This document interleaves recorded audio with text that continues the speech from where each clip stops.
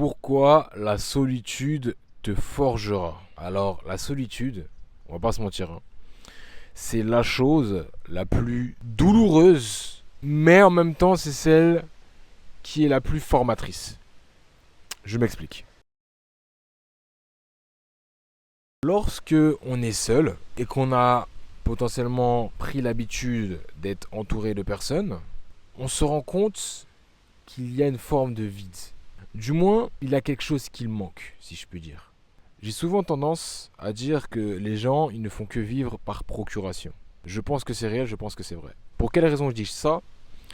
C'est parce que ils n'ont jamais eu l'envie, l'opportunité, l'occasion d'être totalement seuls, de manger leur solitude, c'est-à-dire eux et leurs pensées.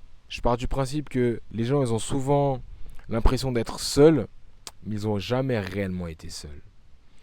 Par solitude, ce que je veux dire par là, c'est qu'il n'y a pas spécialement de téléphone, pas de dopamine via les réseaux sociaux, pas de potes autour, pas de bruit, seuls face à leurs pensées. Je pense que beaucoup trop de personnes ont la sensation de manger la solitude, alors qu'au contraire, ils la fuient. Ils se sentent seuls parce qu'ils se sentent incompris. Donc effectivement, on a l'impression de se sentir seul lorsqu'on est incompris. Mais la solution de cette incompréhension, c'est le fait de se parler à soi-même et de trouver la solution à travers ses propres pensées.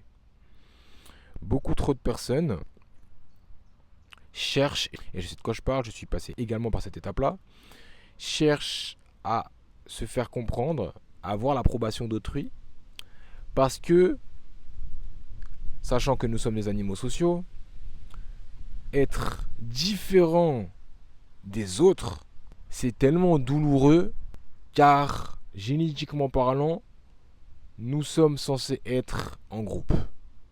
Être mis à côté du groupe, c'est douloureux. Être seul, c'est douloureux. Être inutile, c'est douloureux. Mais pourtant, à partir du moment où vous allez finir par embrasser cette situation-là de solitude et vous y habituer, vous allez vous rendre compte que vous êtes surpuissant. Vous allez passer un cap dans votre conception de voir les choses. Vous allez tout simplement être meilleur que vous ne l'avez jamais été. Ce que je veux dire par là, c'est que vous devez absolument comprendre que si je dois prendre l'exemple des personnes qui ont, entre parenthèses, souvent été seules et qui même préfèrent être seules, je ne sais pas s'ils ont mangé la solitude et par la suite, ils ont fini par s'y habituer ou s'ils ont toujours été seuls, du coup, pour eux c'est comme ça. Mais ce que je veux dire par là, c'est que vous êtes dans l'obligation de manger la solitude. Mangez votre pain noir. Parce qu'à partir du moment où vous allez finir par manger ce fameux pain noir qu'est la solitude, vous serez inarrêtable. Car libre. Parce que oui, la liberté, c'est comme une forme d'indépendance et de responsabilité. Et en soi, on est responsable uniquement lorsqu'on est seul, si je puis dire. Ou lorsqu'on est seul, on est responsable. La liberté passe par la solitude. Et vous devez comprendre ça. Une fois que vous allez comprendre ça, vous allez finir par apprécier le processus. Parce qu'en soi, c'est pas tant la solitude qui est compliquée. C'est tout le processus dans lequel vous êtes. C'est-à-dire, c'est la ressentir, ce vide. Il faut combler ce vide par soi-même. Il faut réussir à le combler par soi-même. Et on a souvent eu tendance à le combler par des choses extérieures. Donc vivre par procuration.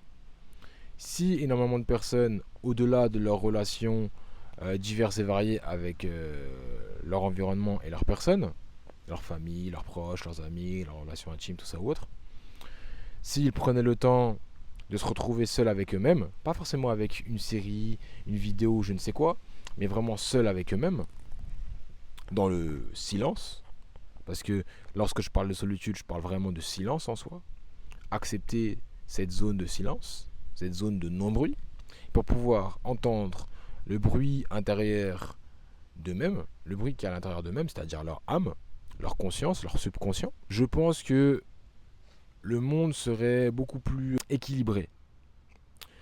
Aujourd'hui, les gens ne sont pas spécialement équilibrés parce qu'ils dépendent d'autrui. Parce que c'est ça, le manque de solitude aura tendance à créer une forme de dépendance envers ce qui comble cette solitude. Il faut pouvoir embrasser ce vide, même s'il est douloureux, tout n'est qu'équilibre. Tout ne peut pas être forcément que positif. Donc forcément, à un moment donné, il y a du négatif. Parce qu'en soi, le bien et le mal n'existent pas, c'est une forme d'équilibre. Lorsque vous voyez, je ne sais pas, un lion chasser une antilope, pour l'antilope, vous vous dites, ouais, c'est triste, c'est malheureux, c'est pas bien, c'est méchant. Enfin, méchant, c'est une conception humaine. Mais du point de vue de lion, on peut se dire, bah, faut bien qu'il mange. S'il faut, il va mourir de faim. Bah, tout simplement, il faut qu'il se nourrisse. C'est biologiquement comme ça, en fait. Tout n'est qu'équilibre. La différence, ça va plutôt être au niveau des vibrations et des fréquences. Car il y a des choses qui sont beaucoup plus, entre parenthèses physiologiquement parlant, faciles et simples à premier abord, c'est-à-dire céder à sa penche facile, si je puis dire. Et il va y avoir des fréquences un peu plus hautes où ça demandera un effort conséquent, supplémentaire et beaucoup plus important. Ce que je veux dire par là, c'est que embrasser sa solitude, donc être prêt à vouloir sa liberté, ce n'est pas quelque chose qui aura tendance à pencher vers une pente facile. C'est assez compliqué. Ça demande un certain courage. Et comme j'ai pu dire, solitude est égale liberté, liberté potentiellement est égale réussite. Si je dois prendre l'exemple, si je dois faire un parallèle facile entre pauvres et riches, je pense que les pauvres ont du mal à rester seuls. Alors que je pense que les riches ont beaucoup plus de plaisir à rester seuls, car justement ils ont l'occasion de maturer leur idée, de travailler sur eux-mêmes et de passer un cap. Parce que oui, l'évolution n'est pas que forcément matérielle, elle est aussi spirituelle et intérieure. Et je pense que la différence entre les pauvres et les riches, c'est simplement que les pauvres n'ont pas ce courage à faire cette évolution intérieure. Ils ont un courage physique, ça c'est indéniable. Mais faire cette évolution intérieure, cela demande un courage différent. Cela demande une force mentale, une abnégation et une résilience à toute épreuve qui sort du lot. Ça sort du lot. Ce n'est pas à la portée de tout le monde. Parce qu'on a habitué les gens à vivre en groupe. On les a formatés en groupe. On les a individualisés, mais en même temps, on les a formatés en groupe. C'est assez bizarre. Bref, ce que je veux dire par là, c'est que vous devez absolument manger la solitude. Lorsque vous allez finir par manger la solitude et même parfois l'ennui, vous allez commencer à trouver des idées incroyables qui relèvent, du génie, si je puis dire.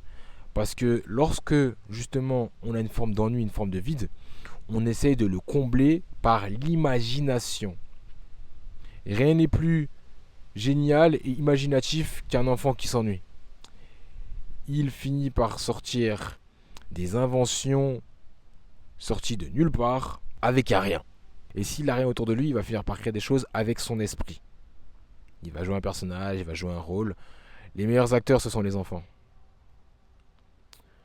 Donc messieurs, dames, vous devez absolument embrasser la solitude pour pouvoir être libre. À partir du moment où vous allez embrasser la solitude, vous allez finir par être libre, émotionnellement parlant, parce que vous allez vous comprendre, vous allez vous imaginer dans telle ou telle situation. Et ce vide, vous allez finir par le combler par votre propre personne, votre ego. La solitude, selon moi, ça rend sage, parce qu'on a l'occasion d'analyser son environnement et de nous analyser nous-mêmes. Et en plus de ça, ça aura tendance à nous apprendre la responsabilité. Et aussi, ça permettra de nous écouter. Parce que qui dit solitude dit silence. Ce n'est pas tant la solitude en elle-même, c'est plus le silence. Les gens n'arrivent pas à être dans un silence. Il faut parfois réussir à rentrer dans ce silence. On fait le lien entre solitude et silence parce que lorsqu'on est seul, on a, cette énergie à l'intérieur qui ressort et on a nos traumatismes qui finissent par ressortir, nos idées, nos pensées un peu noires, et c'est dur à encaisser, mais c'est plus réellement le silence. Donc embrassez le silence, embrassez la solitude, et vous allez finir par être responsable de votre propre vie et être libre. Oui, bien sûr, vous avez raison.